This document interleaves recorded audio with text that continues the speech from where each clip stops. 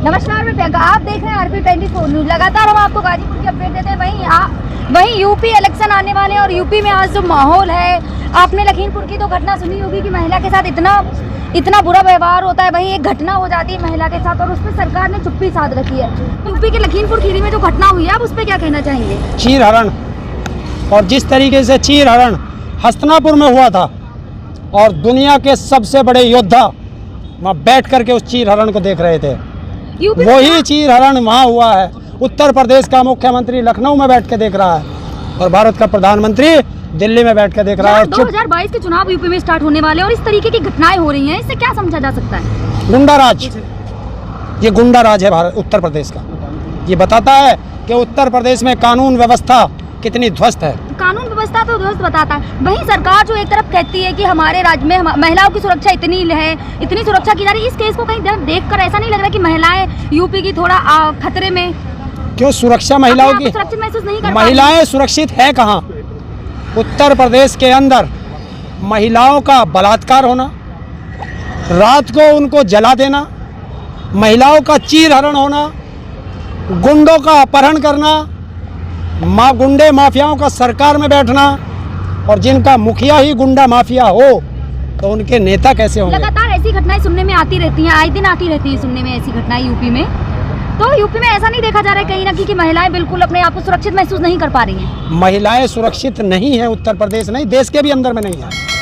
आप कहीं से देख लो, जिस देश का प्रधानमंत्री अपने मंत्रिमंडल में गृह राज्य मंत्री को अपराधी को रखता हो, उस देश का क्या होगा?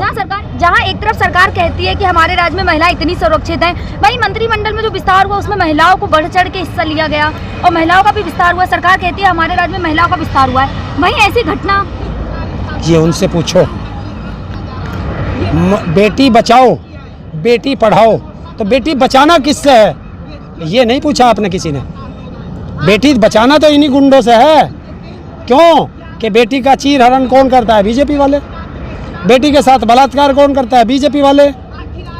जिस देश का गृह राज्य मंत्री हत्या के आरोप में साबित हो रहा हो, उसको देश का प्रधानमंत्री जो कहता है कि अपराधियों को नहीं लूंगा, जो अभी इसने वो किया है मंत्रिमंडल का विस्तार, 43% मंत्री अपराधी हैं, अपराधी।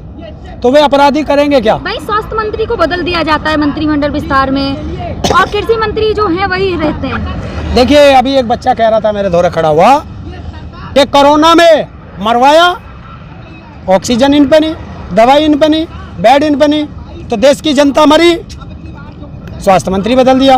तो क्या कृषि मंत्री सही काम कर रहे हैं? एक तरफ स्वास्थ्य मंत्री अगर गलत काम कर रहे तो उन्हें बदल दिया, तो कृषि मंत्री सही काम कर रहे हैं? कौन कह रहा? कृषि मंत्री तो नहीं बदले ना। अगर सही काम करता तो ये किसान सड़कों पे क्यों है? देश का प्रधानमंत्री सही काम करता तो ये देश की जनता मरती क्यों? और वहीं जहां 2022 के अब चुनाव जितने पास आ रहे हैं, वहीं लगातार बीजेपी पार्टी में खलबली मच चुकी है।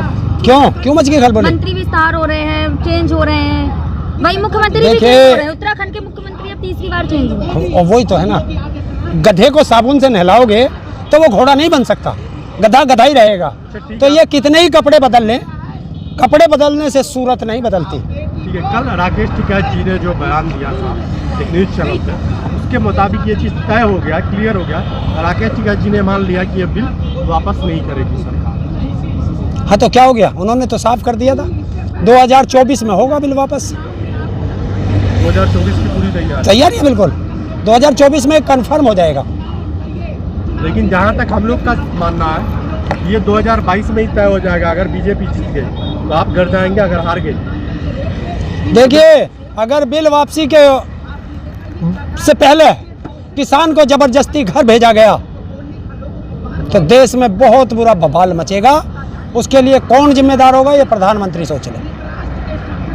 तो उत्तर प्रदेश की हमेशा बात होती है, उत्तर प्रदेश में आप चुनाव 22 में होंगे, तो क्या उत्तर प्रदेश में जो चुनाव होने वाले हैं उसमें किसान रहेंगे या फिर जाति धर्म में बढ़ जाएंगे? किसान तो किसान ही रहेगा, वो किसी भी तरीके से करेगा, बीजेपी को हराएगा, ये है उसका मेन मकसद।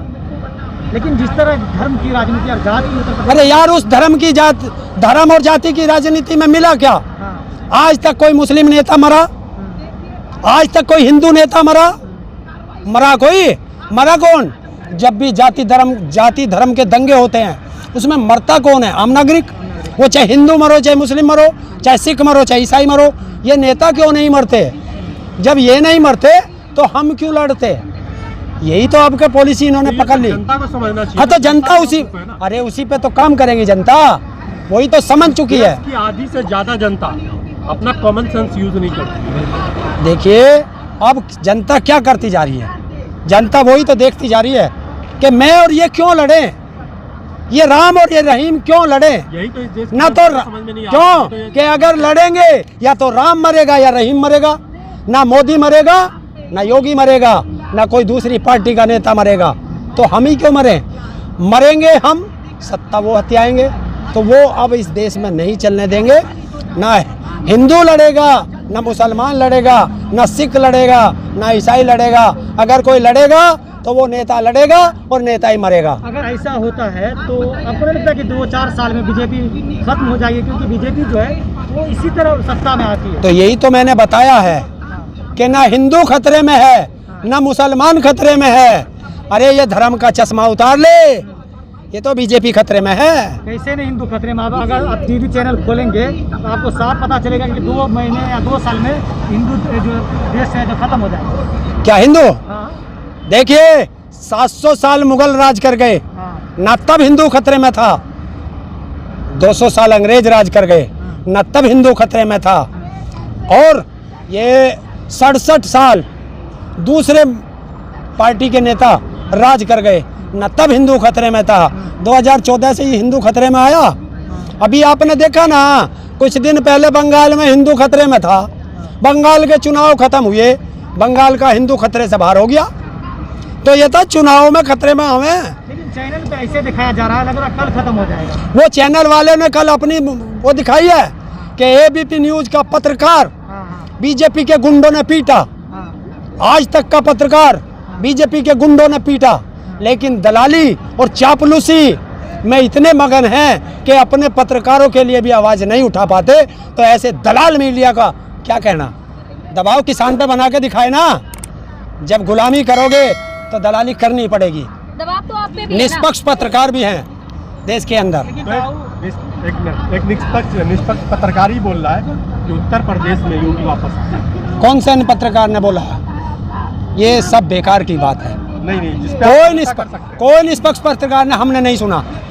और सुन, पत्रकार वोट नहीं देगा, वोट ये देगा, वोट ये देगा, वोट ये देगा, वोट ये देगा। तो देश के हालात को देखकर कोई हालात ऐसे नहीं है। अभी देखो 5 महीने हैं, 1 अगस्त से किसान निकल रहा है। जिस तरह बंगाल में गए थे वो तो 2000 किलोमीटर दूर था, यहाँ तो अपना घर है। 7 महीने से किसानों को समझा नहीं पाया। आज जो यूपी की हालत है, पता होगा अगर आपने न्यूज़ देखा होगा। आप देख लेना, ये बेकार के फिलॉसफी छोड़ दीजिए, जमीनी स्तर पे आओ, आपको पता चलेगा। आप गए नहीं ना जमीनी स्तर पे, जाइए ग्रामीण से। पीटे जा रहे हैं। पुलिस वाले किसने पीटे? बीजेपी वालों ने। तो गुंडे कहाँ हैं? और मैं कह रहा हूँ गुंडों की पार्टी है। लेकिन ताऊ जिस तरह आप कह रहे हैं मिशन 300 लेकर जो है बीजेपी काम करना शुरू कर चुकी है, क्योंकि बीजेपी अकेला नहीं लड़ती है, उसके साथ आरएसएस का भी हाथ होता है। बीजेपी तो हर जगह मुख्यालय कार्यालय बना रहे हो। देखिए बीजेपी मिशन 60 लेके दिल्ली में आई थी, 8 रह गई। बीजेपी मिशन 200 लेके बंगाल में गई थी, वहाँ नहीं जीत पाई। मिशन 200 लेके यहाँ भी गई थी, इसमें मध्य प्रदेश में भी गई थी, राजस्थान में भी गई थी, छत्तीसगढ़ में भी गई थी, झारखंड में भी गई थी। क्या हुआ? योगी जी तो बिहार कहते में हैं तो कि बिहार यूपी में में 300 सीटें पार। हैं? योगी जी कहते हैं यूपी में 300 सीटें पार। योगी जी जहाँ जहाँ प्रचार करने गए, वो बंगाल ले लीजिए चाहे बिहार ले लीजिए, वहीं वहीं बीजेपी हारी। तो ऐसे मिशन का क्या करें? जो मीडिया में जो बात कर रही थी, देखिए। मोदी और योगी के बीच में कुछ न कुछ तनाव है अंदर। ये अब ये इससे किसका फायदा? तुम्हें पता चल जाएगा। ये तुम देखना, किसके घर में राड़ हो रही है ये तुम देखो। हमें एक चीज देखना है कि कुछ भी हो जाए बीजेपी को हराना है।